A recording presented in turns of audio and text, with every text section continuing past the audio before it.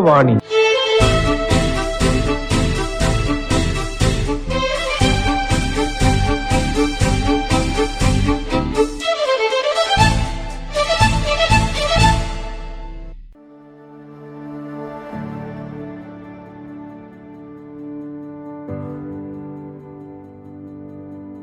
പ്രിയരെ നമസ്കാരം.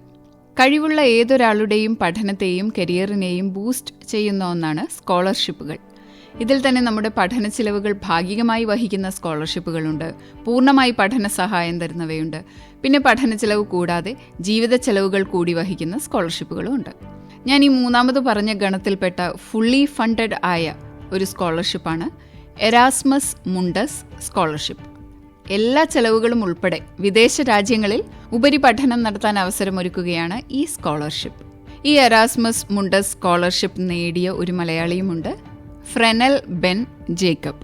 ഫ്രെനൽ ബെൻ ജേക്കബിനെയാണ് ഇന്ന് യുവവാണി പരിചയപ്പെടുത്തുന്നത്. ഫ്രെനലുമായുള്ള അഭിമുഖത്തിന്റെ ആദ്യ ഭാഗം ഇന്നലെ യുവവാണിയിൽ പ്രക്ഷേപണം ചെയ്തിരുന്നു. ആ പരിപാടിയുടെ അവസാന ഭാഗമാണിന്ന്. ഇന്നലെ നമ്മൾ സംസാരിച്ചത് ഫ്രെനലിന്റെ പഠനം, താൽപ്പര്യങ്ങൾ, പശ്ചാത്തലം, പിന്നെ എറാസ്മസ് മുണ്ടസ് സ്കോളർഷിപ്പ് നേടാനെടുത്ത തയ്യാറെടുപ്പുകൾ, ഇതേക്കുറിച്ചൊക്കെയായിരുന്നു. തുടർന്ന് കേൾക്കാം. ഈ പ്രോസസ്സിലൊക്കെ ഏറ്റവും ബുദ്ധിമുട്ടുള്ള കാര്യം എന്തായിരുന്നു? ശരിക്കുള്ള ബുദ്ധിമുട്ടെന്ന് പറയുവാണെങ്കിൽ, ഇത് കിട്ടിയ ആരെയും അറിയാത്തിടത്തോളം കാലം നമ്മൾ ചെയ്യുന്ന പ്രോസസ്സ് ശരിയാണോ ഇല്ലെങ്കിൽ നമ്മൾ കറക്റ്റായിട്ടുള്ള ഡയറക്ഷനിലാണോ പോകണമെന്നുള്ളതൊരു വലിയ ക്വസ്റ്റ്യൻ ആയിരിക്കും എപ്പോഴും. അതൊരു മേജർ ചാലഞ്ചായിരുന്നു എനിക്ക്. പിന്നെ അതെനിക്ക് ഓവർകം ചെയ്യാൻ ഈ പറഞ്ഞ പോലെ പ്ലാറ്റ്ഫോംസും ലിങ്ക്ഡിനും അതൊക്കെ എനിക്ക് കൂടുതൽ ഹെൽപ്പ് ചെയ്തു. അപ്പം അതിൽ നമ്മൾ പറ്റുന്നത്രയും ആൾക്കാരുടെ കൂടെ നമ്മൾ കണക്ട് ചെയ്യുക, ഈ സ്കോളർഷിപ്സ് കിട്ടിയ ആൾക്കാരോട് ചോദിക്കുക. കുറേ പേര് നമുക്ക് അവർ ബിസിയായ കാരണം ഹെൽപ്പ് ചെയ്യാൻ പറ്റാതെയും വരും, കുറേ പേര് ഹെൽപ്പും ചെയ്യും. അപ്പം അതാണ് എനിക്കറിഞ്ഞ ഏറ്റവും വലിയ ചാലഞ്ച്. ആൾക്കാരുടെ ഇന്നൊരു നല്ല ഒരു ജെനുവിൻ ഫീഡ്ബാക്ക് കിട്ടുന്നതാണ്. നമുക്ക് ആ കറക്റ്റായിട്ടുള്ളൊരു ഇൻഫർമേഷൻ കിട്ടണമെങ്കിൽ ഇത് കിട്ടിയവരുടെ അടുത്ത് തന്നെ ചോദിക്കണം. അപ്പം അതെനിക്കൊരു വലിയ ഹെൽപ്പായി മാറി. അതായിരുന്നു ഏറ്റവും ബിഗ്ഗസ്റ്റ് ചാലഞ്ച്. ഓക്കെ, ഇതിപ്പോൾ ഞാൻ ഇതിന് വേണ്ടിയിട്ട് ഈ എറാസ്മസ് മുണ്ടസ് സ്കോളർഷിപ്പിനെ കുറിച്ച് അറിയാൻ വേണ്ടി വെബ്സൈറ്റ് സെർച്ച് ചെയ്തപ്പോൾ തന്നെ എനിക്കത് ആ വെബ്സൈറ്റ് പോലും അധികം ഉപകാരപ്പെടും എന്ന് തോന്നിയില്ല. ഒരു പുതിയ ആളൊന്നും അറിയാത്ത ഒരാളാണ് അതേക്കുറിച്ച് സെർച്ച് ചെയ്യുന്നതെങ്കിൽ എന്തൊക്കെയാണ് വേണ്ടത് എന്നതിനുള്ളിലുണ്ട്. പക്ഷേ എങ്ങനെയാണ് നമുക്ക് മുന്നോട്ട് പോകാൻ പറ്റുക, അങ്ങനെ കുറേ ചോദ്യങ്ങൾ നമ്മുടെ മനസ്സിലിങ്ങനെ അവശേഷിക്കും. ആ വെബ്സൈറ്റ് നോക്കിയാലും. ആ വെബ്സൈറ്റാണോ ആദ്യം തുടക്കം നോക്കിയത്? അല്ല, അത് ഞാൻ വെബ്സൈറ്റ് അല്ല ശരിക്കും തുടക്കം നോക്കിയത്. പറഞ്ഞ പോലെ ഈ യൂറോപ്പിൻ്റെ കുറേ വെബ്സൈറ്റ്സും കുറേ കാര്യങ്ങളൊക്കെ നമുക്ക് അത്രയും ക്ലിയർ ആയിട്ടുള്ളൊരു ഇൻഫർമേഷൻ കിട്ടത്തില്ലെങ്കിൽ കുറേ കൺഫ്യൂഷൻ വരുമായിരിക്കും. അപ്പം ഞാൻ ശരിക്കും ഒരു പർട്ടിക്കുലർ റീസോഴ്സ് ഇതായിരുന്നു എന്നെ ഏറ്റവും കൂടുതൽ ഹെൽപ്പ് ചെയ്തതെന്ന് പറയാൻ പറ്റത്തില്ല. ഞാൻ ഈ അപ്ലൈ ചെയ്യുന്ന പ്രോഗ്രാമിന് അതിൻ്റേതായിട്ടുള്ളൊരു വെബ്സൈറ്റ് ഉണ്ട്. അപ്പോൾ ആ പ്രോഗ്രാമിൻ്റെ വെബ്സൈറ്റിൽ ആ പ്രോഗ്രാമിനെ കുറിച്ച് എല്ലാ ഡീറ്റെയിൽസും കൊടുത്തിട്ടുണ്ട്. അതേപോലെ തന്നെ നമ്മൾ ഇത് കിട്ടിയ ആൾക്കാരോട് ചോദിക്കുമ്പോൾ അവരുടെ ഇന്ന് സെറ്റ് ഓഫ് ഇൻഫർമേഷൻ കിട്ടും. പിന്നെ യൂട്യൂബിലൊക്കെ നിറയെ റീസോഴ്സസും ഇൻഫർമേഷനൊക്കെ പാസ് ചെയ്യാറുണ്ട്. അപ്പം ഈ എല്ലാം ഫാക്ടേഴ്സും കൂടെ എടുത്തുകൊണ്ടുകൊണ്ടാണ് എനിക്കൊരു ഫൈനൽ ഒരു ഔട്ട്പുട്ട് കിട്ടിയത്. പക്ഷേ ഈ പറഞ്ഞ പോലെ നമുക്ക് ഇൻഫർമേഷൻ കിട്ടാൻ ഇത്തിരി പാടാണ്. ഇല്ലെങ്കിൽ ആദ്യത്തെ ഫസ്റ്റ് 10 സ്റ്റെപ്സ് എടുക്കുന്നത് ഭയങ്കര പാടാണ്. പക്ഷേ വൺസ് മനസ്സിലായതിനു ശേഷം നമുക്ക് ഈ പ്രോസസ്സ് ഈസിയാവും. ഓക്കെ, അപ്പോൾ എനിക്കൊന്നും അറിയില്ല എന്ന് വിചാരിച്ചോ, ഞാൻ എവിടെ തുടങ്ങണം അതൊന്ന് പറഞ്ഞുതരാമോ? ഓൾറൈറ്റ്, അതൊരു നല്ല ക്വസ്റ്റ്യൻ ആണ്. ശരിക്കും എവിടെയാണ് തുടങ്ങുന്നതെന്ന് വെച്ചെങ്കിൽ നമ്മൾ ബേസിക്കലി നമ്മൾ റിസർച്ച് ചെയ്താൽ മതി. നമ്മൾ കൂടുതലായിട്ട് ഇപ്പം നമ്മൾ popular scholarships for masters or masters students, ഞാൻ മനസ്സിലാക്കിയെടുത്തോളം എല്ലാം ഈ ആദ്യം പറഞ്ഞ പോലെ കൺട്രി സ്പെസിഫിക് സ്കോളർഷിപ്പ് എന്നുണ്ട്. അപ്പം എല്ലാ ഡെവലപ്ഡ് കൺട്രീസിനും അത്യാവശ്യം ഇൻ്റർനാഷണൽ സ്റ്റുഡൻസിന് വേണ്ടി അവർ സ്കോളർഷിപ്പ് കൊടുക്കാറുണ്ട്. For example US full bright scholarship എന്നുണ്ട്, അല്ലെങ്കിൽ UK കോമൺവെൽത്ത് സ്കോളർഷിപ്പ് എന്നുണ്ട്, അല്ലെങ്കിൽ ഷെമങ് സ്കോളർഷിപ്പ് എന്നുണ്ട്.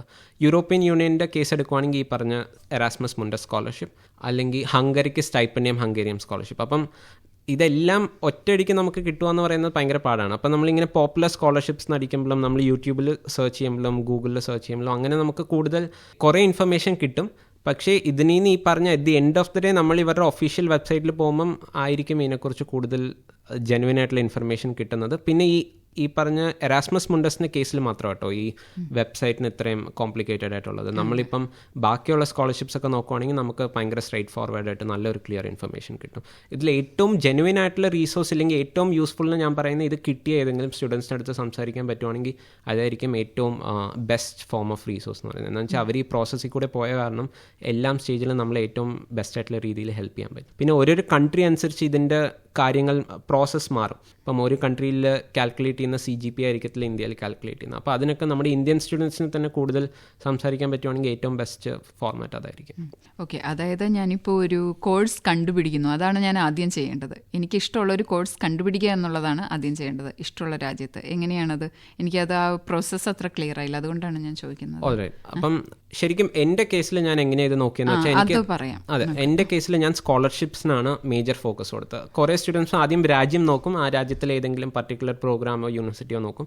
ഞാൻ സ്കോളർഷിപ്പാണ് ജെനുവിൻലി നോക്കിയിരുന്നത്. അപ്പം ഞാൻ സ്കോളർഷിപ്പിനെ കുറിച്ച് നോക്കിയപ്പം പല കൺട്രീസിൽ പല സ്കോളർഷിപ്പ് ഉണ്ടെന്ന് മനസ്സിലായി. അതിൽ ഞാൻ യൂറോപ്യൻ യൂണിയൻ്റെ സ്കോളർഷിപ്പായിരുന്നു വർക്ക് എക്സ്പീരിയൻസ് വേണ്ട. ഇപ്പം നമ്മൾ ഈ US-നെയും UK ഒക്കെ നോക്കുവാണെങ്കിൽ വർക്ക് എക്സ്പീരിയൻസ് ഒരു മേജർ ഫാക്ടറാണ്, അതിന് നല്ലൊരു ഇമ്പോർട്ടൻസ് ഉണ്ട്. പക്ഷേ എൻ്റെ കേസിൽ ഞാൻ 2023 പാസ് ഔട്ട് ആയ കാരണം എനിക്ക് അങ്ങനെ ഒരു സബ്സ്റ്റൻഷ്യൽ വർക്ക് എക്സ്പീരിയൻസ് ഇല്ല. അപ്പം ഞാൻ എന്താ ആദ്യം ചെയ്തതെന്ന് വെച്ചാൽ ഈ എറാസ്മസ് മുണ്ടസ് സ്കോളർഷിപ്പിനെ കുറിച്ച് പറ്റുന്നത്ര ഇൻഫർമേഷൻ ഗ്യാദർ ചെയ്യാൻ നോക്കി. അതിന് ഒരു പർട്ടിക്കുലർ റിസോഴ്സിനില്ല, അത് യൂട്യൂബ് ആവട്ടെ, ഗൂഗിൾ ആവട്ടെ, ഈ പറഞ്ഞ ലിങ്ക്ഡിൻ ആവട്ടെ, എല്ലാം അത്യാവശ്യം ഒരു 1 വീക്ക് എടുത്ത് ഇതിനെക്കുറിച്ച് എത്രത്തോളം ഇൻഫർമേഷൻ ഗ്യാദർ ചെയ്യാൻ പറ്റുമോ ഗ്യാദർ. ഇപ്പോൾ ഏകദേശം എനിക്കൊരു അഐഡിയ കിട്ടി ഇതെന്താ പ്രോസസ്സ് എന്നുള്ളത്. അതിനുശേഷം ഞാൻ ഈ പർട്ടിക്കുലർ പ്രോഗ്രാമിൻ്റെ വെബ്സൈറ്റിൽ പോയി. ആ വെബ്സൈറ്റിൽ അവർ ഈ എറാസ്മസ് മുണ്ടസ് സ്കോളർഷിപ്പിൻ്റെ ഡെഡ് ലൈൻസും അതിന് വേണ്ട ഡോക്യുമെൻറ്റ്സും അവർ ചോദിച്ചിട്ടുണ്ട്. അപ്പം ഞാൻ അതെല്ലാം ഗ്യാദർ ചെയ്യാൻ തുടങ്ങി. അതിൻ്റെ ഒപ്പം തന്നെ ഈ പർട്ടിക്കുലർ പ്രോഗ്രാം കിട്ടിയ സ്റ്റുഡൻസിൻ്റെ അടുത്ത് തന്നെ ലിങ്ക്ഡിനിൽ കണക്റ്റായി. അവരുടെ അടുത്ത് ഞാൻ കുറച്ച് ഇൻഫർമേഷനൊക്കെ ചോദിച്ചായിരുന്നു. അപ്പോൾ എനിക്ക് മനസ്സിലായി ഇത് രണ്ടും ഏകദേശം ഒരേ ഇൻഫർമേഷൻ തന്നെയാണ്, അല്ലെങ്കിൽ ഇതിൻ്റെ പ്രോസസ്സ് എന്താണെന്നൊരു ക്ലിയർ ഐഡിയ കിട്ടി. അതിനുശേഷം ഞാൻ ഇതിൻ്റെ ശരിക്കും ടു ദ പ്രോസസ്സിലോട്ട് ഞാൻ കടന്നു, ഓരോരോ ഇൻഫർമേഷനും കാര്യങ്ങളൊക്കെ ഗ്യാദർ ചെയ്യാൻ. അപ്പോൾ ഇന്ത്യയിൽ ഇതെപ്പോഴാണ് ഓപ്പൺ ആവുക? ഇന്ത്യയിൽ ഈ സ്കോളർഷിപ്സ് മാത്രമല്ല, ഏകദേശം എല്ലാ സ്കോളർഷിപ്സും ഓപ്പൺ ആവുന്നത് ഒക്ടോബർ അല്ലെങ്കിൽ ഒരു സെപ്റ്റംബർ പീരീഡിലാണ്. അപ്പം ഞാൻ 2024 സെപ്റ്റംബറിലാണ് പഠിക്കാൻ പോകണമെങ്കിൽ ഏകദേശം 2023 സെപ്റ്റംബർ ഒക്ടോബറിൽ തന്നെ ഓപ്പൺ ആവും. അപ്പോൾ ഇനി 2025 നോക്കണമെങ്കിൽ നമ്മൾ ഈ വർഷത്തെ സെപ്റ്റംബർ ഒക്ടോബർ തൊട്ട് അതിൻ്റെ പ്രോസസ്സ് തുടങ്ങണം. അതിനുവേണ്ടി ശരിക്കും പറഞ്ഞാൽ ഇപ്പം തൊട്ട് തന്നെ സ്റ്റാർട്ട് ചെയ്യാം പ്രോസസ്സ്. ബിക്കോസ് 6 months എടുക്കും ഈ പറഞ്ഞ ഡോക്യുമെൻറ്റ്സ് SOP എല്ലാം ബെസ്റ്റ് രീതിയിൽ റെഡിയാക്കി വരാം. അപ്പോൾ ശരിക്കും ഒരു 1.5 years പ്രീ പ്ലാൻഡ് ആയിട്ട് തുടങ്ങേണ്ട ഒരു പ്രോസസ്സാണ് ശരിക്കും ഇത്. ഓക്കെ, ഇത് ഈ ഒരു ജേണി എങ്ങനെയായിരുന്നു എന്ന് നമ്മൾ പറഞ്ഞു കഴിഞ്ഞു അല്ലേ? പഠിച്ച് അവസാന വർഷം അത് തീർന്നു കഴിഞ്ഞിട്ടാണോ ട്രൈ ചെയ്തത്? ഞാനിത് തീർന്നു കഴിഞ്ഞതിന് ശേഷമാണ് ട്രൈ ചെയ്തത്. പക്ഷേ ശരിക്കും അവസാന വർഷം തൊട്ട് തന്നെ തുടങ്ങുന്നവർക്ക് ഇതൊരു നല്ലൊരു അഡ്വാൻറ്റേജ് ആയിരിക്കും. എന്താണെന്ന് വെച്ചാൽ അവർക്ക് കുറച്ചും കൂടെ സമയം കിട്ടും ഇതിൽ. ഞാനിപ്പം 1 year ജോലി ചെയ്യുന്നതിൻ്റെ ഇടയ്ക്കാണ് ഈ പ്രോസസ്സൊക്കെ ചെയ്തത്. പക്ഷേ നമുക്ക് കോളേജ് തീർക്കുന്ന അതേ വർഷം തന്നെ ഇതിന് അപ്ലൈ ചെയ്യാവുന്നേ ഉള്ളൂ. ഫോർ എക്സാമ്പിൾ ഈ മെയിൽ തീർക്കുന്നവർക്ക് ഈ 2024 പോകാൻ പറ്റില്ല. പക്ഷേ ഇപ്പോൾ ഒരു സെക്കൻഡ് ഇയർ പഠിക്കുന്ന സ്റ്റുഡൻറ്റ് അല്ലെങ്കിൽ ഫൈനൽ ഇയർ തുടങ്ങുന്ന ഒരു സ്റ്റുഡൻ്റ് ആണെങ്കിൽ അവർക്ക് ഈ സെപ്റ്റംബറിൽ തന്നെ അപ്ലൈ ചെയ്ത് ഡിഗ്രി തീർന്നിട്ട് ഒരു 2-3 months തന്നെ പോകാനുള്ള ഒരു ഓപ്പർച്യൂണിറ്റി കിട്ടും. അപ്പം നമുക്ക് ഇതിനെക്കുറിച്ച് ഒരു കോളേജിൽ വെച്ച് തന്നെ ഒരു നല്ലൊരു ഐഡിയ കിട്ടുവാണെങ്കിൽ ഇതൊരു നല്ല പ്രോസസ് ആയിരിക്കും. ബിക്കോസ് കോളേജിൽ പഠിക്കുമ്പോൾ നമുക്ക് അഡ്വാൻറ്റേജ് എന്താണെന്ന് വെച്ചാൽ നമുക്ക് എവിടെയെങ്കിലും ഒരു സ്ഥലത്ത് വീക്കാണെങ്കിൽ നമുക്ക് മാർക്കിൽ ഇത്തിരി വീക്കാണെങ്കിൽ ഫൈനൽ സെമസ്റ്ററിൽ കുറച്ചും കൂടെ ബിൽഡ് ചെയ്യാം. അല്ലെങ്കിൽ നമുക്ക് ഈ പറഞ്ഞ പോലെ CV-യിൽ എന്തെങ്കിലും ഒരു വർക്ക് എക്സ്പീരിയൻസോ ഇല്ല വോളണ്ടിയറിങ് എക്സ്പീരിയൻസോ ഒക്കെ നമുക്ക് കുറവാണെങ്കിൽ കോളേജ് പഠിക്കുന്നതാണ് ഏറ്റവും ബെസ്റ്റ് നമുക്ക് ഓപ്പർച്യൂണിറ്റി ഇതെല്ലാം ബിൽഡ് ചെയ്യാനായിട്ട്. അപ്പം കോളേജിൽ വെച്ച് തുടങ്ങുന്നതായിരിക്കും ഏറ്റവും ഐഡിയൽ ടൈം. പിന്നെ ഈ ഒരു ഞാൻ പോണ എറാസ്മസ് മുണ്ടസ് സ്കോളർഷിപ്പിൻ്റെ ഒരു അഡ്വാൻറ്റേജ് എന്താണെന്ന് വെച്ചാൽ ഇപ്പം നമ്മുടെ UK-യുടെയും US-ലും കേസിലൊക്കെ ശരിക്കും അതൊരു മെൽറ്റിംഗ് പോട്ട് കൾച്ചർ അല്ല. ഇപ്പം കൂടുതലും സൗത്ത് ഈസ്റ്റ് ഏഷ്യൻ സ്റ്റുഡൻസാണ് അവിടെ പോകുന്നതും. ശരിക്കും ഒരു ഇൻ്റർനാഷണൽ എക്സ്പോഷർ ഇപ്പോൾ കുറഞ്ഞു വരിക. എന്താണെന്ന് വെച്ചാൽ കൂടുതലും ഒരു പർട്ടിക്കുലർ നമ്മുടെ ഇന്ത്യൻസും പിന്നെ സൗത്ത് ഈസ്റ്റ് ഏഷ്യൻസും ആയിരിക്കും ക്ലാസ്സിൽ. എറാസ്മസ് മുണ്ടസിൻ്റെ കേസിൽ അവർ ഒരു നാഷണാലിറ്റിന്ന് ഇത്ര സ്റ്റുഡൻസിന് മുകളിൽ എടുക്കത്തില്ല.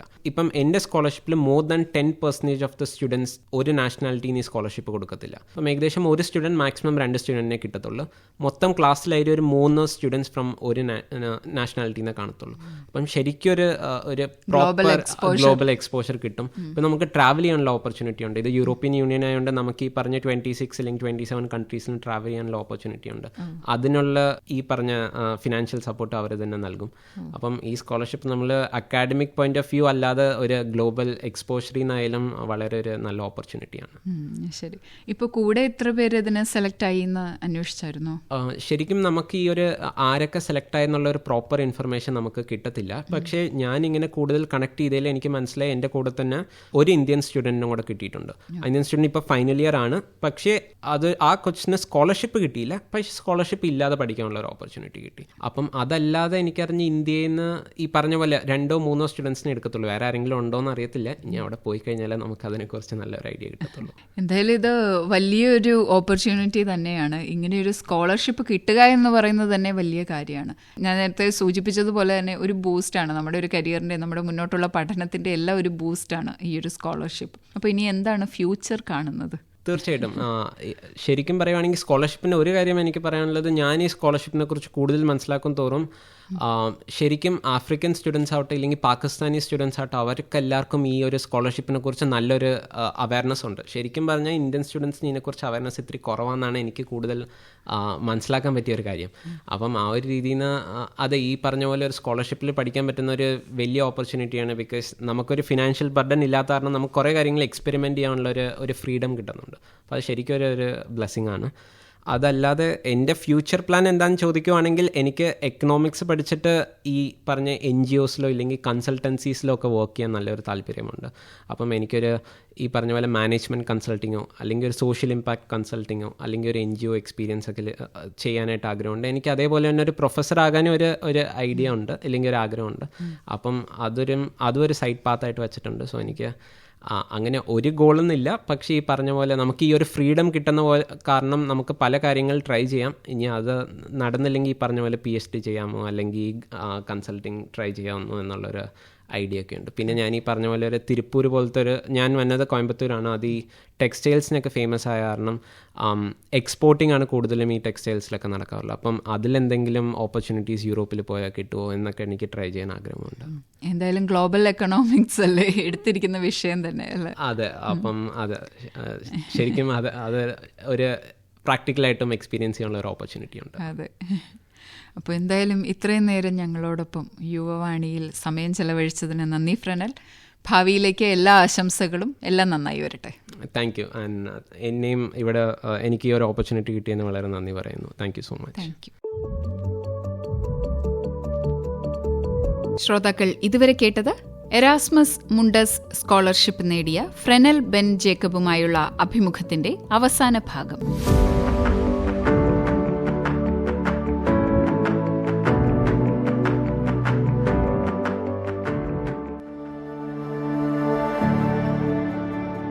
കൊച്ചി ആകാശവാണിയുടെ യുവവാണി പരിപാടിയിൽ വിവിധ പരിപാടികൾ അവതരിപ്പിക്കാൻ നിങ്ങൾക്ക് താല്പര്യമുണ്ടോ? 18-നും 35-നും ഇടയിൽ പ്രായമുള്ളവർക്കാണ് അവസരം. യൂത്ത് ക്ലബ്ബുകൾക്കും പങ്കെടുക്കാം. ഇതിനായി നിങ്ങളുടെ വിവരങ്ങൾ ഉൾപ്പെടുത്തി 94 47 56 22 12 എന്ന നമ്പറിലേക്ക് വാട്സപ്പ് സന്ദേശം അയക്കാം. സന്ദേശങ്ങൾ യുവവാണി എന്ന തലക്കെട്ടോടെ വേണം അയക്കാൻ. നമ്പർ ഒരിക്കൽ കൂടി പറയാം: 94 47 56 22 12 94475 62212. യുവവാണി എന്ന തലക്കെട്ട് കൊടുക്കാൻ മറക്കരുത്.